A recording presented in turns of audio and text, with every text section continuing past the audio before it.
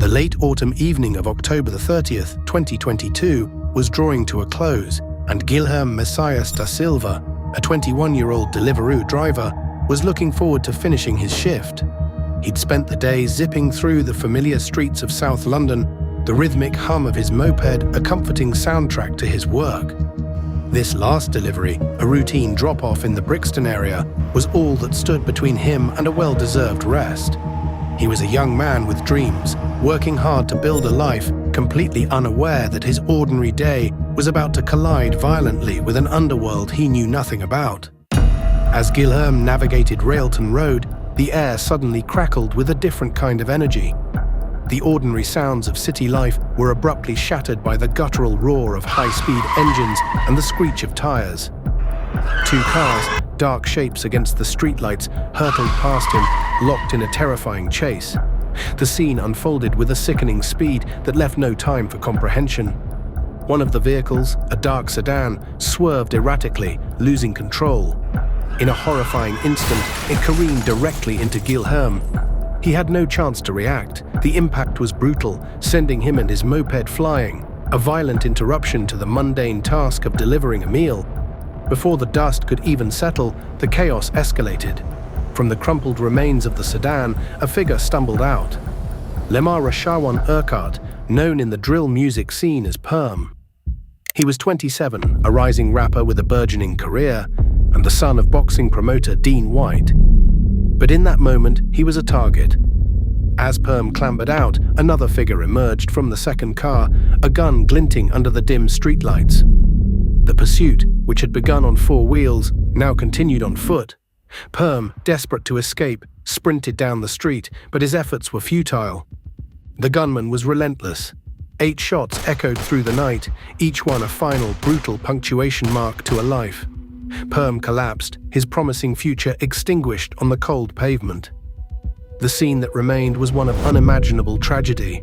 A young Deliveroo driver, a bystander caught in the crossfire of a gangland feud, and a rapper gunned down in a hail of bullets. 2 lives intertwined by a moment of senseless violence lay still. Guilherme Messias da Silva on his last delivery and Railton Road pursued to his death both became grim statistics in South London's ongoing struggle with knife and gun crime. The streets, which had just moments before buzzed with everyday life, were now marked by a double murder, a chilling reminder of the hidden dangers that can erupt from the shadows. The hunt for justice continues, a somber echo in the streets where their lives were so cruelly taken. The murder of Perm, Railton Road, was rooted in a long-standing and volatile gang rivalry in South London, specifically involving the Postcode Wars that frequently manifest in the UK drill music scene. While police often refer to these groups broadly as South London gangs, the specific tension in the Brixton and Claptown areas often centres on a bitter feud between 2 primary factions. 6-7, based in Brixton Hill, this group is one of the most famous drill collectives in the UK. They have historical ties to the New Park Road area.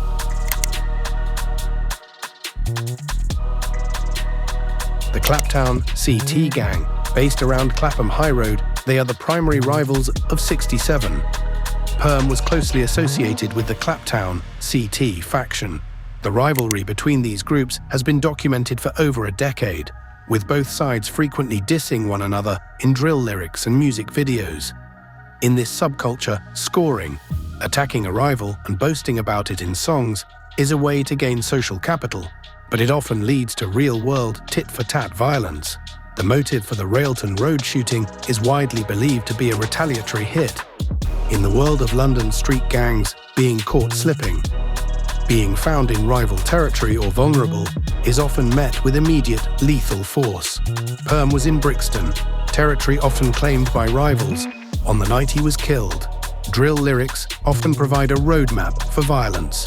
Perm was a pioneer of the scene, and his high profile made him a high-value target for rival gangs looking to strike a significant blow against Claptown. The investigation into Perm's death has been notoriously difficult. Despite being shot 8 times in front of witnesses on a busy Sunday evening, the Metropolitan Police have struggled with a wall of silence. Identifying the suspects involved is proving difficult at the moment. there is a clear reluctance for people to come forward. Even though several arrests were made in 2023 and 2024, the gunman remains at large. This is a common hurdle in gang-related cases where witnesses fear violent repercussions for cooperating with the police. The street lights of New Park Road flicker with a cold, indifferent glow, casting long shadows across the Brixton Hill estates. September 8, 2025. At 8:50 p.m., the silence of the residential street was shattered. Kyrone Moodie, known to the world and the streets as Kyze, was walking through the heart of his home territory. Kyze wasn't just another name, he was a veteran of the 67 Gang, a collective that essentially pioneered the UK drill sound. He had survived the eras of Let's Lurk and the peak of the 67 versus 150 wars, maturing into a man his family described as humble and God-worshipping. But in the eyes of his enemies, he was a trophy. The attack was clinical. There was no high-speed chase this time, no collateral damage like the tragic death of the deliveroo driver in Perm's case. This was an ambush. A barrage of gunfire tore through the night. Kyze was hit multiple times, the copper-centre blood quickly filling the humid London air. Beside him, a 20-year-old associate fell, wounded but destined to survive. Kyze wasn't so lucky. He was rushed to the hospital, but by the early hours of the next morning, the loving family man was gone. On the very day of his murder, Kyze and several members of the 6-7 Gang weren't just laying low, they were active. Reports and social media footage from that afternoon suggest that the group had ventured deep into opposition territory, specifically the areas associated with Claptown, CT, to film a new music video.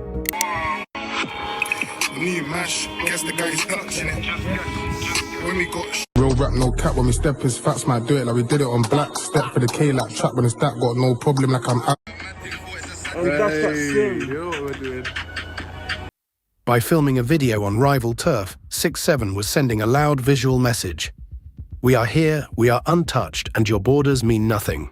For a gang like CT, which was still reeling from the loss of their figurehead Perm, this was the ultimate taunt. It wasn't just a music shoot, it was a taunt delivered to their front door. The timeline is chillingly tight.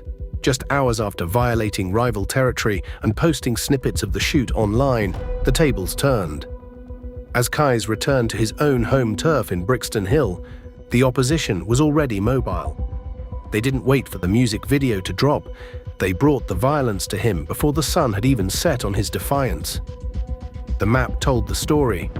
The suspects weren't from the neighborhood, they were linked to Clapham and Wandsworth, the strongholds of the Claptown, and 17 gangs. These are the same groups that had been locked in a blood-for-blood tally with 6-7. To understand why Kyze was targeted, you have to look back to October 30th, 2022. When the Claptown rapper Perm was gunned down in Brixton, it was a massive L for his side. Perm was the face of CT, the son of a boxing royalty figure and a pioneer in his own right. In the brutal mathematics of the scoreboard culture, a loss that big requires an equal or greater response to restore the name. For 3 years, the tension simmered. On social media, fans and rivals alike tracked the score, mocking the lack of retaliation. In the drill world, silence is often mistaken for weakness, but in reality, it's usually the sound of a plan forming. The murder of Kyze is widely believed to be that response, a targeted hit on a high-ranking 67 figure to finally balance the scales for Perm. This cycle of violence, from the rhythm of the studio to the echoes of the estate, is more than just a series of crimes. It is the modern history of a city divided by postcodes. In our next video, we will be taking a deep dive into London's underworld culture. From the historical roots of the first street gangs to the modern-day postcode wars that have redefined the capital's streets.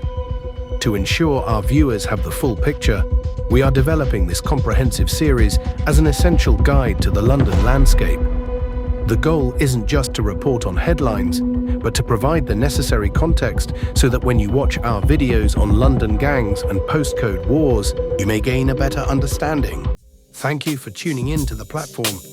Please don't forget to like, share, comment, and subscribe.